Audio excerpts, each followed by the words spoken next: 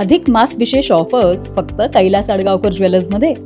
15 मे ते 15 जून दरम्यान चांदीच्या मजुरीवर 50% सूट आणि सोन्याच्या मजुरीवर 30% सूट.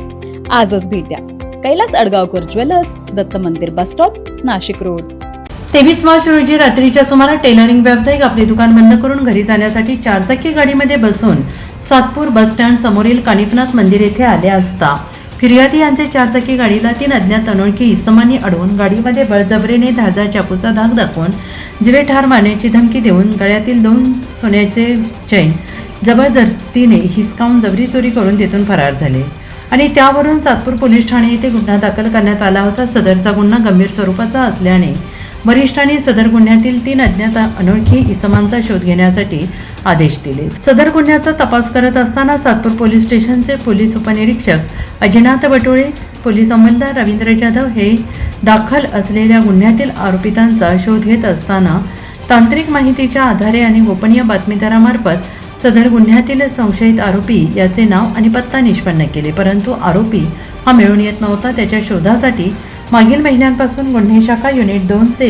पोलीस अधिकारी आणि अंमलदार हे प्राप्त माहितीनुसार जळगाव, बुलढाणा, छत्रपती संभाजीनगर आणि पुणे या वेगवेगळ्या जिल्ह्यात जाऊन आरोपींचा शोध घेत होते. परंतु आरोपींना पोलिसांची चाहूल आरोपी फरार होत होते व्हायचे. मात्र दिनांक 28 मे रोजी गुन्हे शाखा युनिट 2 चे पोलीस हवालदार नंदकुमार नांदोडीकर, महेश खांडबाहले यांना गुप्त बातमीदारामार्फत बातमी मिळाली की सदरचा गुन्हा हा मुख्य आरोपी संभाजी कवळे आणि त्याचे साथीदार यांनी केला असून यातील मुख्य आरोपी संभाजी विलास कवळे हा अश्वमेघ नगर, मखमलाबाद, पंचवटी येथे असल्याबाबतची माहिती मिळाली. सदरची माहिती गुन्हे शाखा युनिट 2 चे प्रभारी अधिकारी सहाय्यक पोलीस निरीक्षक हेमंत तोडकर यांना दिली असता त्यांनी गुन्हे शाखा युनिट 2 कडील सहाय्यक पोलीस उपनिरीक्षक मनोहर शिंदे, पोलीस हवालदार नंदकुमार नांदोडीकर, चंद्रकांत गवळी, महेश खांडबाहले, तेजस मते, सुनील बैरनार यांना बातमीची खात्री करून कारवाई करण्यासाठी आदेशित केले. त्यावरून नमूद पथकाला मिळालेल्या माहितीच्या आधारे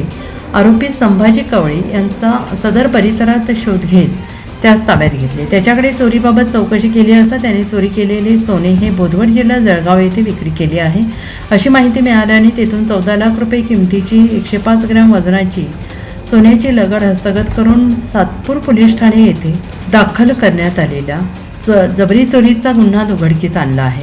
अधिक माहिती पोलीस उपनिरीक्षक अजिनाथ बटोळे यांनी दिली. सातपूर बस स्टँड समोर 23 मार्च 2026 रोजी रात्री 11:30 वाजता गोल्डमॅन उर्फ बाबा टेलर यांना 3 अनोळखी इसमांनी चाकूचा धाक दाखवून त्यांच्या गळ्यातील 2 सोन्याच्या चेन जबरीने चोरून नेल्या होत्या. सदरचे प्रकरण हे सोशल मीडियामध्ये खूप गाजलेले होते. त्या अनुषंगाने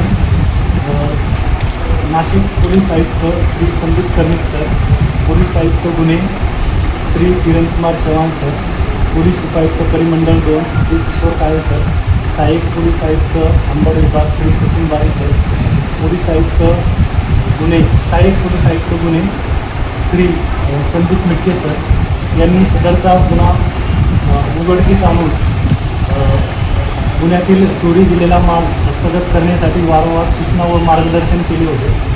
त्या अनुषंगाने प्रकाश आयरे सर, वरिष्ठ पोलीस निरीक्षक श्री प्रकाश आयरे सर व गुन्हे शाखा युनिट 2 चे प्रभारी सपोली हेमंत तोडकर सर यांच्या मार्गदर्शनाखाली आम्ही व सातपूर पोलीस ठाण्याचे गुन्हे शोध पथक आणि गुन्हे शाखा युनिट 2 चे पथक, तपास पथक यांनी तांत्रिक कौशल्याचा आधार घेऊन आणि अत्यंत क्लिष्ट असा असणारा गुन्हा ओपन केला आहे. ही कामगिरी पोलीस आयुक्त संदीप कर्णिक, उपायुक्त किरणकुमार चव्हाण, सहाय्यक पोलीस आयुक्त संदीप मिटके यांच्या मार्गदर्शनाखाली सातपूर पोलीस स्टेशनचे वरिष्ठ पोलीस निरीक्षक प्रकाश अहिरे तसेच गुन्हे शाखा युनिट 2 प्रभारी अधिकारी हेमंत तोडकर, सातपूर पोलीस स्टेशनकडील पोलीस उपनिरीक्षक अजिनाथ बटोळे, अनिल आहेर, रवींद्र जाधव, पारस देशमुख आणि गुन्हे शाखा युनिट 2 चे मनोहर शिंदे, नंदकुमार नांदोडीकर, चंद्रकांत गवळी, महेश खांडबाहले, तेजस मते यांनी केलेली आहे. NCN न्यूजसाठी प्रतिनिधी सिद्धार्थ लोखंडे, सातपूर.